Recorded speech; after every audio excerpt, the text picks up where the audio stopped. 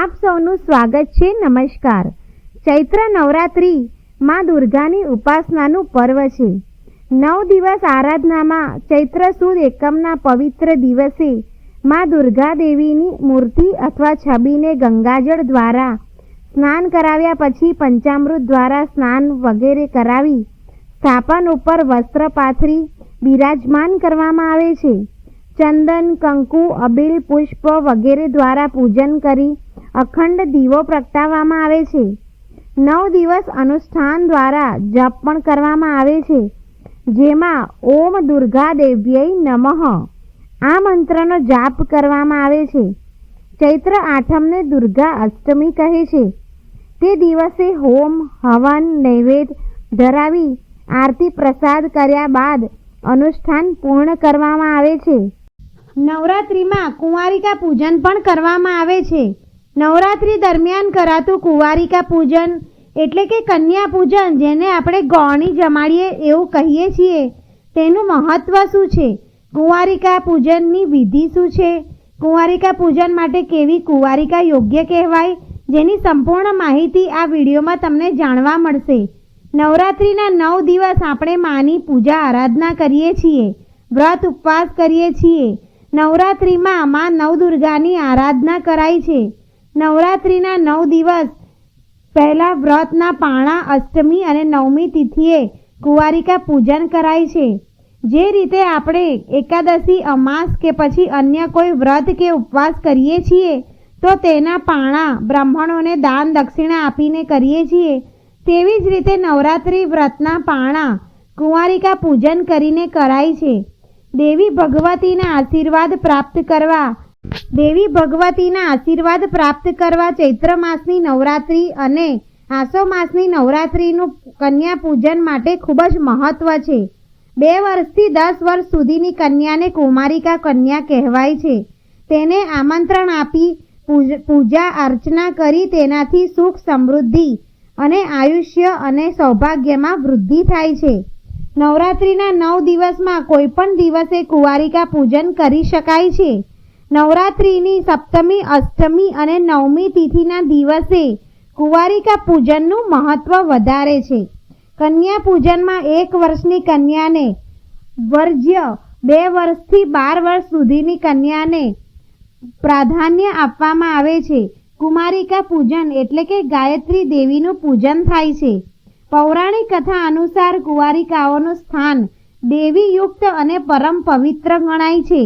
પોતાની યથાશક્તિ અનુસાર કુંવારિકાઓને સન્માન સહિત બોલાવી ભોજન કરાવી નમ્રતા અનુસાર ભેટ અપાય છે, તેમની પૂજા કરાય છે.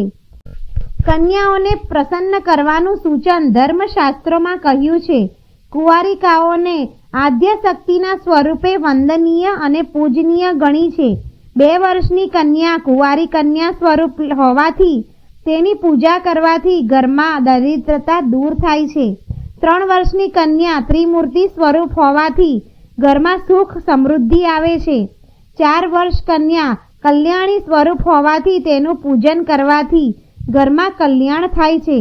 5 વર્ષની કન્યા રોહિણી સ્વરૂપ હોવાથી બીમારીઓમાંથી મુક્તિ મળે છે. 6 વર્ષની કન્યા કાલિકા સ્વરૂપ હોવાથી તેની પૂજા કરવાથી રાજયોગની પ્રાપ્તિ થાય છે. 7 વર્ષની કન્યા ચંદ્રિકા રૂપ હોવાથી તેની પૂજા કરવાથી ઐશ્વર્ય પ્રદાન થાય છે. 8 વર્ષની કન્યા શ્યામભેરુનું સ્વરૂપ હોવાથી તેનું પૂજન કરવાથી વિજય પ્રાપ્ત થાય છે.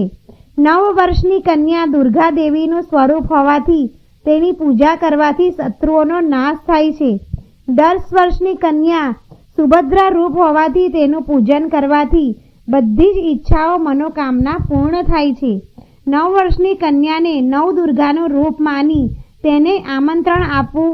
આમ 2 વર્ષથી 10 વર્ષ સુધીની કન્યાને નવદુર્ગાનું રૂપ માનીને તેમની કન્યા પૂજનમાં આમંત્રણ આપવું જોઈએ. કુંવારિકા ઘરે બોલાવી સન્માન સહિત તેનું સ્વાગત કરવું, તેના પગ ધોઈને તેને કુમકુમ લગાવવું, સ્વચ્છ આસન પર બેસાડવું, તેને પ્રસાદ તરીકે ખીર પૂરી કે શીરો પૂરી ભોજન બનાવ્યું હોય તે પ્રમાણે પીરસવું. આ રીતે કુમારિકાઓનું પૂજન કરી નૈવેદ્ય જમાડી યથાશક્તિ ભેટ આપવી. ભેટમાં સૌભાગ્યની વસ્તુઓ આપી શકાય છે. એક કન્યાનું પૂજન કરવાથી ઐશ્વર્ય પ્રાપ્ત થાય છે. 2 કન્યાનું પૂજન કરવાથી મોક્ષ પ્રાપ્ત થાય છે.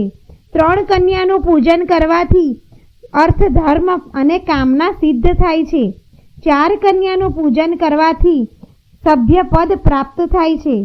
5 કન્યાનું પૂજન કરવાથી વિદ્યા પ્રાપ્ત થાય છે. 6 કન્યાનું પૂજન કરવાથી સત્કર્મ સિદ્ધિ પ્રાપ્ત થાય છે. 7 કન્યાનું પૂજન કરવાથી આરોગ્ય બળની પ્રાપ્તિ થાય છે. અને 8 કન્યાનું પૂજન કરવાથી સુખ, વૈભવ, ઐશ્વર્ય પ્રાપ્ત થાય છે. 9 કન્યાનું પૂજન કરવાથી અતિ શુભ ફળની પ્રાપ્તિ થાય છે. નવરાત્રિમાં કન્યા પૂજન કરતી વખતે એક બટુક એટલે કે ભૈરવ સ્વરૂપ એક નાનો છોકરાને જમવા જરૂર બોલાવવો જોઈએ. આ શાસ્ત્રોમાં વર્ણવેલી કુંવારિકાની પૂજન વિધિ છે, પરંતુ આપણી પરંપરા, રિવાજ અને કુળ ધર્મ અનુસાર યથાશક્તિ કન્યા પૂજન કરવું જોઈએ. આ રીતે કન્યા પૂજન કરી માતા નવદુર્ગાની કૃપા પ્રાપ્ત કરી શકાય છે. આ રીતે વિધિ અનુસાર કુંવારિકાનું પૂજન કરી માતાજીને પ્રાર્થના કરી તેઓને વસ્ત્ર, અલંકાર, કોઈ પણ વસ્તુ ભેટ આપવી જોઈએ.